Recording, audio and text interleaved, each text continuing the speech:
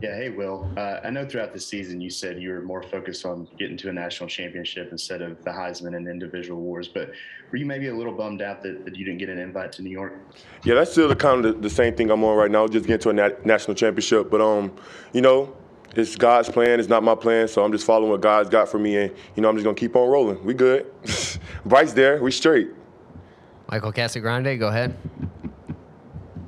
Are you familiar with Aiden Hutchinson's game from Michigan? I know you guys get a lot of comparisons, but are you familiar with him and what he's Yeah, done this I've seen year? a couple things on like the internet and stuff like that.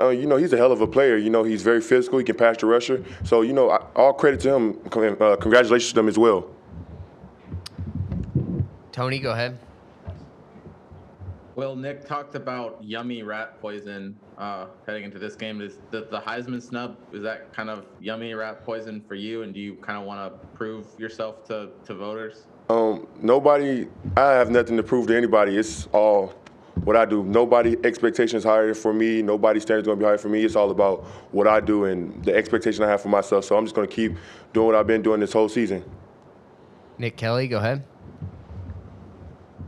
Well, you talked after the game about how Bryce was a deserving Heisman winner. What would your pitch be as to why he should win the Heisman? If you just go back and watch the whole season from beginning to right now, Bryce is very smart, very instinctive. He can make plays even in the toughest situations. He can get away from getting sacked and everything. And his preparation the whole week and his leadership skills, I think that's what it takes. Just being a leader, a vocal leader, showing people what is to do the right way.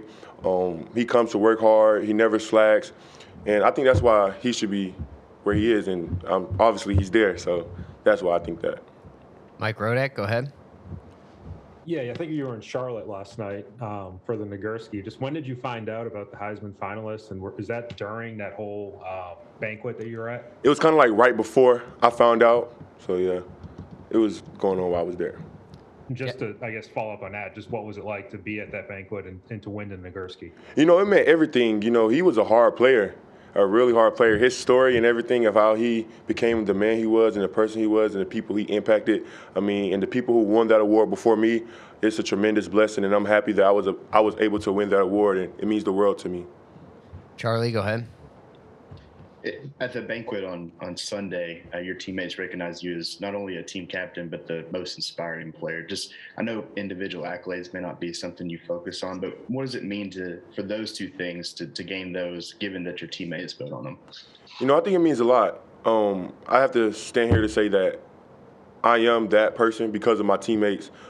Just allowing them to trust me and, just seeing how I work every day and everything like that. I just give all credit to them because, they push me and help me be better every day as long as my coaches and my parents. So, just for them to acknowledge that, it means a lot to me. Ivan Mizell, go ahead. Hey, Will, what's the most amazing thing you've seen Bryce do either during the week or on Saturday? Is there a play that sticks out in your head? Bryce has so many plays during the week. It's kind of hard because, I did an interview not too long ago, and I was telling the media that he has everything every quarterback we see. He can run, he can pass, he can extend plays with his arms, he can do everything. So in practice, you're going to see every type of QB there is in the world, a running quarterback, a passing quarterback, everything. He fakes you out. He makes you jump when you're not supposed to. I remember Coach Saban said something to one of the D linemen. He said it's not basketball because Bryce had made him jump in the air like we was playing basketball. That's one moment in the game, probably in the Auburn drive. That's probably one historical things I've ever seen before, and how he kept his composure and everything like that. It was great. Do you usually watch the offense? Where were you for that Auburn drive? Oh, I was right on the sideline watching the game, of course.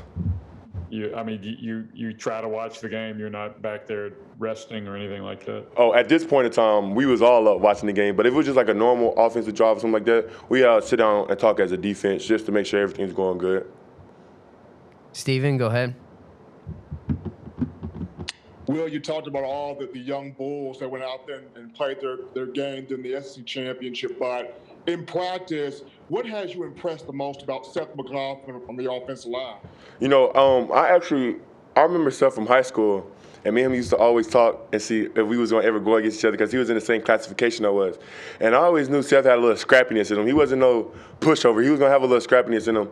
And it's still in him. And he got his opportunity to go show the world what he can do. And, I'm super proud of him. He's been doing the same thing since he got here. He's been scrappy. He fights hard and everything like that. So just to see him go out there and be a good dominant center and step in a role at a critical time like that, I'm very proud of him. Tony, go ahead. Well, you've been calling on the defense to kind of show that drive, that improvement they kind of have over the last month. What have you seen? Is this your full potential on defense? It's still room for improvement, but what I can say is we have been playing pretty good defense. And what I was stressing to you guys early this season, I feel like it's starting to click and we're starting to get there. And our best ball is still ahead of us. Casagrande, go ahead. Teacher would kill me. Too, if I could, have you ever messed up in practice and hit Bryce when he was wearing a Buck jersey? One time, and I've never done it again. One time, we was doing 2-minute drill, and I swore I didn't hit Bryce. But it's kind of hard when you're a passionate rusher and, huh? You're rushing the passer. Oh, excuse me. When you're rushing the passer and you're going full speed and you're trying to stop, but it's like your natural instinct to put your hands up. So I put my hands up one time, and he was throwing the ball, and my hand came down, I think, like, on his arm in his hand. And, like, the whole practice, it just went like, is Bryce okay? And I was like, I got my coach, Sal, he cussed me out. He's like, I told you, you stupid. Did it. But, yeah, it's okay. We good, though. But that's the only time. So he was okay? Yeah, he was good. He was good. And after the game Saturday, you were pretty fired up. What was that moment like for you when you were doing a Zoom interview? You were pretty passionate. What was that moment like for you? It was very exciting. I just wanted some respect put on our name and remember that we are Alabama.